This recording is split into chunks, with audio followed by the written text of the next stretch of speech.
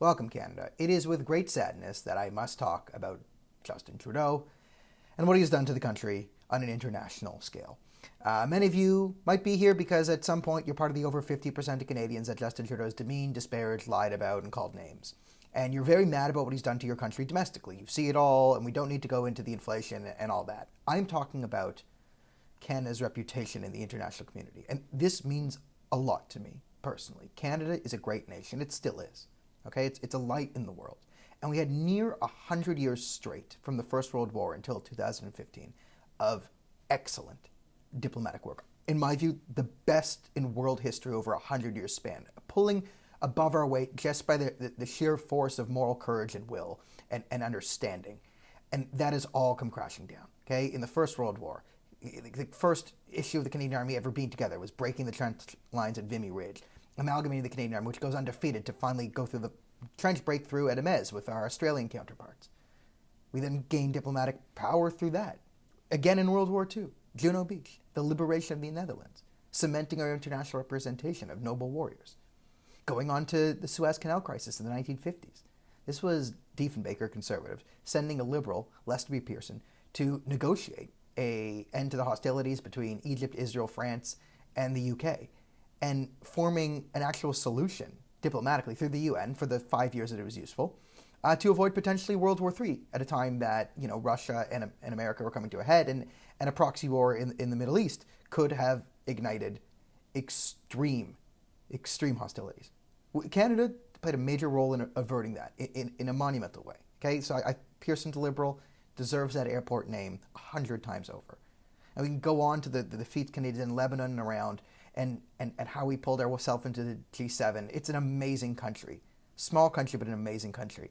And since 2015, our greatest diplomatic strength, it's been destroyed right now. And it can be rebuilt, but it has to be understood just how badly Justin Trudeau has undermined us.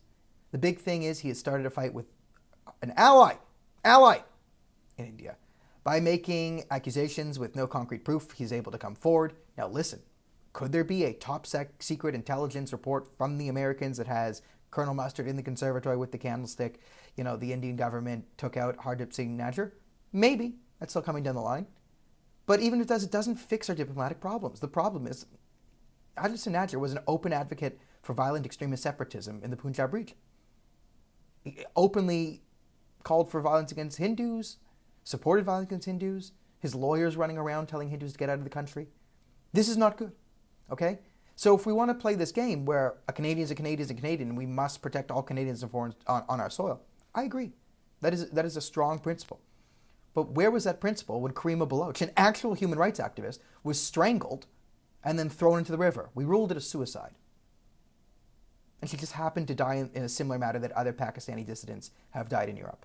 A suicide. She strangled herself and threw herself in the river. For an actual human rights activist. That is when I went ballistic. That is when we should have stood up to clandestine assassinations on Canadian soil. But instead, we have the Hardip Singh Najjar thing, where, could this be a gang incident? Could be. Many other Khalistani leaders have been taken out by rival Khalistani gangs. The Washington Post article reports that the guys who did it look Sikh. Now, could this be the Indian government doing a clever ruse, either disguising themselves as Sikhs to make it look like one of the very common Khalistani murders in Canada? Maybe. Could it be Sikh Indian agents, because most Sikhs are not Khalistanis? Even many Sikhs opted to take part in Operation Blue Star in 1984. So, any way you slice this, it gets more complicated. We are isolating ourselves further and further on the world stage. And we need credibility. So even if this intelligence report is rock solid, you cannot have a prime minister invite a literal neo-Nazi into parliament with the Ukrainian prime minister visiting. Clap for the Nazi, then deny it based on the fact that, it's just Russian disinformation. We can't be falling for Russian disinformation, guys. What you saw with your own eyes, what was tweeted out, what you still see, that's Russian disinformation. Maddening. How is the world going to take us seriously when we're ruled by Justin Trudeau and Trudeau Jr. and Jagmeet Singh? How? How is the Indian government, how is the Indian people going to believe anything we say when we can't vet someone for 30 friggin' seconds to see what side of the war they're fighting on before we give them a massive standing ovation? How? With the Ukrainian leader visiting the parliament, how can you not do this? So how's anyone going to trust this? I think it's worse because Justin Trudeau has destroyed Canada through, you could say, woke nonsense, ideological puritanism. He lectures and hectors our allies when they don't agree with his far left social progressive agenda. Poland. He hectored them and called them mean names because they don't have LGBTQS 222A blah blah blah blah blah blah mandated in every aspect of life. So what does Poland do? They go, screw this guy.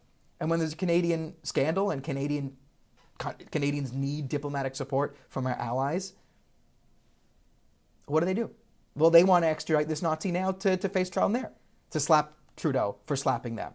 Right? I guarantee you there's a slap coming from Italy for what Trudeau pulled there. This is a man who cozies up to our enemies, China, the Islamic Republic, Cuba, and someone who goes hard after our allies. You cannot have this. Key to foreign relations, and you only need to be 6.5 years old to understand this, is you cooperate and help your allies, and you fight and push back against your enemies. Very simple. We're doing the opposite while claiming that we're not.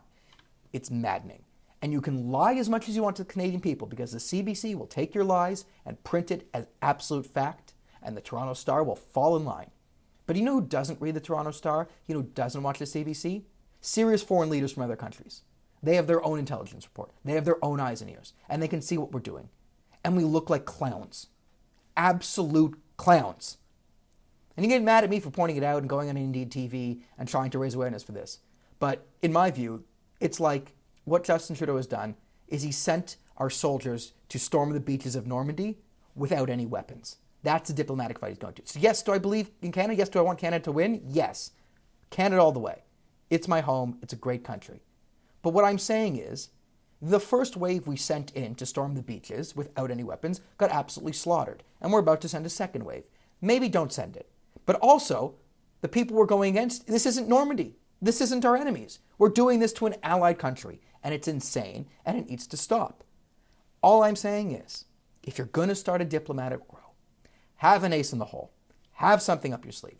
If you do have an ace in the hole in this great report, fine. But you also need something out front to push it with. Because there's no way anyone in India is going to take this seriously. And then they're going to see the guy that died. He's openly preaching violence against Hindus in India. So is India really going to care about this guy? Are other countries going to care about this guy? Think this thing through, government. Please. Please. Please. If I can implore you to do one thing, just try and think about the consequences of your actions. And if you can't do that, which they won't, Justin Trudeau needs to go. He needs to go now. Every second the Justin and Jagmeet coalition holds on to Canadian power, our image on the world stage, our diplomatic power, our economic might, everything associated with that goes down and down and down. I think the diplomatic relations might be able to hold till 2025, maybe just on the goodwill and the common sense of India, but the more we just keep poking them in the eye and spitting on their feet, the more likely it is to end in disaster. So if any liberal backbench MPs, NDP backbench MPs really care about this country, if you really, really care about this country, do something about it now.